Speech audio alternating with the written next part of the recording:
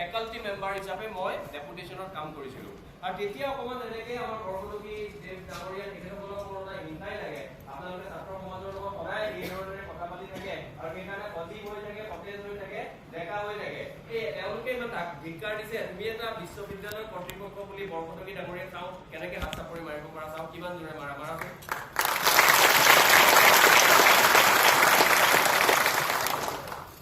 মানে অলপ পিছত কুমুৰিয়াবও কম এতিয়াই নালাগে কালি কুমুৰিয়াব চাম তেতিয়া কিমান ৰুচিশীল হ'ব লাগে পৰিশীলিত হ'ব লাগে বাকী সকলোবোৰ কথা যৌৱনাৱস্থাত when there is no hormonal holiday hormones are raising in your body এনেকুৱা সময়ত বহুবোৰ কথা আমাৰ দৰে মানুহৰ কথা শুনিলে তোমালোকৰ কথাখিনি বৰ্জনীয় বা গ্ৰহণ নকৰিম যেন লাগে কিন্তু তাৰ মাজত মই ভাবো ছাত্ৰ একতা সভাৰ আমাৰ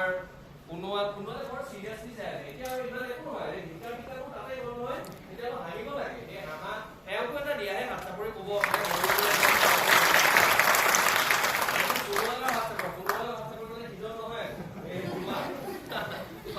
তোমাক দিছো পাৰ্থৰ প্ৰতি পুনৰলৈ দিছো সিজন মানে মই কোনো কোৱা নাই দেই পিছত আকৌ মোক নকবা